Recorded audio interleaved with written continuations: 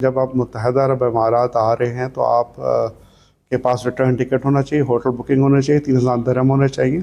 और हमने FIA को कहा कि जो लोग आपको शक्ल से नज़र आ रहे हैं कि जी ना उनके पास वर्क वीज़ा है और टूरिज़म के लिए नहीं जा रहे, किसी और पर्पज़ के लिए जा रहे हैं, उनको तो बिल्कुल ना सिर्फ रोकें बल्कि उन पर बैन लगाएं। में दूसरी बड़ी नेशनलिटी जो है पाकिस्तानी जो है यहाँ पर आबाद है। इसके लिए बड़े अरसे से कमी थी कि जो पाकिस्तानी कौंसलेट था या सफारतखाना था वहाँ पर बैठने की जगह कमी थी या इदारों में जो लोग थे उनकी कमी थी। तो अब आपने आगे बड़ा फोकस किया और चीज़ें नज़र आ रही है, कुछ चेंजिंग नज़र आ रही है। ये इसके पीछे मकसद क्या था? मैं मकसद यही था जी, हमेशा मैं कहता हूँ जब सफारत खाना होता है वो पाकिस्तान की तरफ पहला कदम होता है। तो जो भी गैर मुल्की भी है, पाकिस्तानी भी है, उसको महसूस हो कि अपने घर में आया है और उसको इज़्ज़त दी जा रही है, तकरीम दी जा रही है, उसका काम आराम से हो रहा है। तो मैंने सबसे पहले जब मैं आया था तो मैंने जो हमारा काउंसलर हॉल है एम्बेसी का वो ठीक किया था कि वहाँ पे हमारे बहुत से कम्युनिटी इवेंट्स होते हैं, सारे इवेंट्स उधर होते हैं। उसके बाद मैंने कहा दूसरा था, मैंने कहा कि ये इस काउंसलर हॉल को भी रेनोवेट करना है और बाहर जो हमारे लॉन्स थे, मैं कहा लॉन्स में लोग बैठे होते थे गर्मी, क्योंकि यहाँ पे साल के 9 महीने बहुत धूप पड़ती है, गर्मी होती है, हब्स होता है। तो हमने कहा कि उसको भी कवर किया जाए, उधर भी ACs लगाए जाएँ और वहाँ पे भी फैसिलिटीज़ को एक्सटेंड किया जाए। पहले यहाँ पे कोई 200-250 पाकिस्तानी बैठ सकता था, अब 500 से 600 लोगों की बैठने की गुंजाइश अपनी क्रिएट की गई है और अल्हम्दुलिल्लाह लोग बड़े खुश हैं। अगले 1-2 हफ्ते में ये जब काम मुकम्मल हो जाएगा तो उसको हम ऑपरेशनल कर लेंगे। सर, अब डेली बेसिस पे कितने पाकिस्तानी यहाँ पर आ रहे और कौन सा काम जो है ज़्यादा पासपोर्ट के लिए आते हैं, ID कार्ड के लिए? मैक्सिमम लोग जी हमारे आते हैं अटेस्टेशन के लिए, तकरीबन 500 से 1000 बंदा आता है। फिर हमारा जो पासपोर्ट है उस पर कोई 300 से 500 अफराद दिन के आते हैं और नादरा के लिए कोई 150 से 250 लोग आते हैं। ऑन एन एवरेज 1000 से 1500 लोग आते हैं। आपको मालूम है पाकिस्तानियों की एक आदत है, एक आदमी काम होता है 2 लोग उसके साथ ऐसे भी आ जाते हैं, तो बड़ा अजीब लगता था, लोग बाहर बैठे होते थे। हमारे कौंसल में और सफारती सतह पर सब देखा जाता तो ख़वातीन के लिए अब स्पेसिफिकली कौंसलेट में भी जगह बनी, यहाँ पर भी हमने देखा कि पहली दफ़ा अलग से जगह बनी। जी, ख़वातीन के लिए देखिए हमने ना सिर्फ अलग जगह बनाई है, उसके साथ हमने ख़वातीन के टॉयलेट्स भी साथ ही रखे हैं ताकि उनको बाहर ना जाना पड़े और ताकि बच्चे भी उनके साथ आते हैं। देखें, और जैसे मैंने कहा कि यहाँ पे एक अंडर वन फैसिलिटी, आपकी बैंकिंग फैसिलिटी भी है, कैश विड्रॉल भी है, फ़ोटोकॉपियर भी है, तस्वीरें भी खिंचवा सकते हैं। तो लोग फैसिलिटेट होते हैं बहुत ज़्यादा, चाय का भी इंतज़ाम होता है, पकौड़ों का इंतज़ाम होता है। तो ये एक it's a kind of social centre. बड़े से आम इर्द गिर्द के बाकी एम्बेसीज़ के लोग भी आके हमारी फैसिलिटीज़ अवेल करते हैं। सर, ये बताइए कि जैसे आप यहाँ पर बहुत सारे काउंटर्स आपने बनाए हैं, हम मिनिस्ट्री सेंटर विज़िट किया था, वहाँ पर दीगर बहुत सारे ममालिक के हमें काउंटर नज़र आए, बट हमें अगर दुबई की खास बात करें तो पाकिस्तानी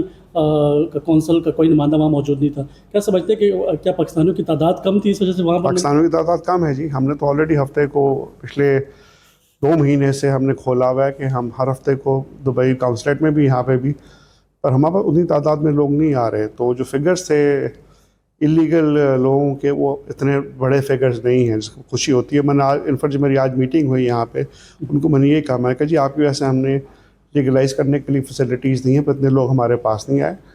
पर इसका मतलब ये कि पाकिस्तानी यहाँ पे इलीगल तादाद में कम है और बाकी नेशनलिटीज़ के लोग ज़्यादा हैं पाकिस्तान के। अगर सोशल मीडिया की बात की जाए तो कौंसलेट और सफारतखाने के जो पेजेस हैं उस पर पूरी कंपेन चल रही है कि जो बेकारी थी और जो जिस तरीके से पाकिस्तान से यही आना चाहिए उस पर एक ब्रीफली चीज़ें चली। तो क्या समझते हैं कि इससे इफ़ेक्ट पड़ेगा, जो वीज़े के मसाइल वो हल हो सकते हैं? जी, मेरे ख्याल से मसाइल हल होंगे, क्योंकि ये मसाइल थे हमें। और देखें, जब तक आप एक मसले को आप आइडेंटिफाई ना करें तो उसका सद्देबाब नहीं हो सकता। तो इसीलिए हमने कहा कि लोगों को एजुकेट किया जाए। लोगों को हमने कहा कि जब आप मुत्तहदा अरब इमारात आ रहे हैं तो आप के पास रिटर्न टिकट होना चाहिए, होटल बुकिंग होना चाहिए, 3,000 दिरहम होना चाहिए। और हमने FIA को कहा कि जो लोग आपको शक्ल से नज़र आ रहे हैं कि जी ना उनके पास वर्क वीज़ा है और टूरिज़म के लिए नहीं जा रहे, किसी और पर्पज़ के लिए जा रहे हैं, उनको तो बिल्कुल ना सिर्फ रोकें बल्कि उन पर बैन लगाएं। ठीक, अभी आपने जिक्र किया कि तादाद जो है पाकिस्तानियों की बहुत बढ़ रही है। इसके साथ ये बताइए कि जो ये तादाद बढ़ेगी, इसकी लाज़िम बात है इन भाई जॉब एम्प्लॉयमेंट्स के लोग आते हैं, उनकी वजह से यहाँ पर बहुत सारे मसाइल जो है बन गए। तो क्या वहाँ ट्रेनिंग सिस्टम जो है कि आपने वहाँ पर गवर्नमेंट्स को ऑलरेडी, जैसे मैंने कि आपने उनको लिख के भी दिया कि वो वहाँ से ट्रेन करके लोग आए, लेकिन यहाँ पर लोग आते हैं तो बहुत सारे मसाइल जैसे स्ट्राइक्स हुई, सियासी नारेबाजी होती है, उस पर कैसे कंट्रोल पाया जाएगा? बड़ा ज़रूरी है जी कि एक तो आपकी जो सर्टिफिकेशन है वो ठीक होनी चाहिए और दूसरा, जब जिस मुल्क में आप रह रहे हैं उसके कवानीन का आपको एहतराम आप पे लाजिम है। सही। तो पाकिस्तानियों को मैं हमेशा कहा है, पब्लिक इवेंट्स में भी कहता हूँ, हमने जब पूरी एक कैंपेन चलाई, हमने उनको कहा है कि जी बिल्कुल आप लोकल कवानीन की और का आपने एहतराम करना है, और आपके कुछ मसाइल हैं यहाँ पे नहीं, यहाँ पे आप अपने काम रोज़गार के सिलसिले में अपने बीवी बच्चों के लिए उस पर फोकस करें, सही। वो ज़्यादा है। तो जैसा आपने कहा कि तादाद बढ़ गई है, तो यूएई का सबसे बड़ा मसला अगर मैं समझूं कि यहाँ पर पाकिस्तानी स्कूलों की तादाद जो है वो अभी भी कम है, उस पर नहीं गया अभी तक, तो क्या समझ इस पर कुछ काम हो रहा है?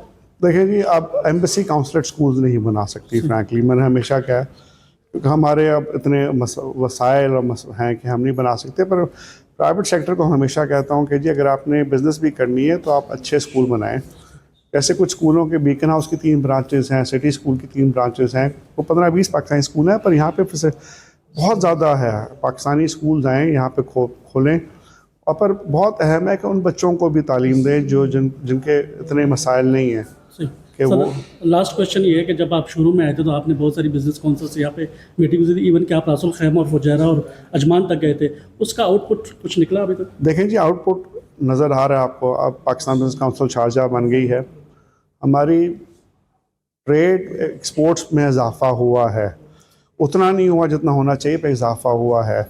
और मेरा बड़ा शुरू से फोकस ट्रेड फोकस था कि जी आज भी मैं आपको बता रहा हूँ, मैं यूएई चैम्बर ऑफ कॉमर्स के प्रेसिडेंट को और Abu Dhabi chamber of commerce को इस हफ्ते मिल रहा हूँ मैं, और मैंने जैसे बताया कि UAE Pakistan joint business council का हम एग्रीमेंट साइन करने वाले हैं, तो इंशाल्लाह फोकस वही है। पर ट्रेड के अलावा सकाफ़त पे, सियाहत पे, सिनेमा में, आर्ट में, इस चीज़ों को हमें फ़रोग़ देना चाहिए दोनों ममालिक के दरमियान।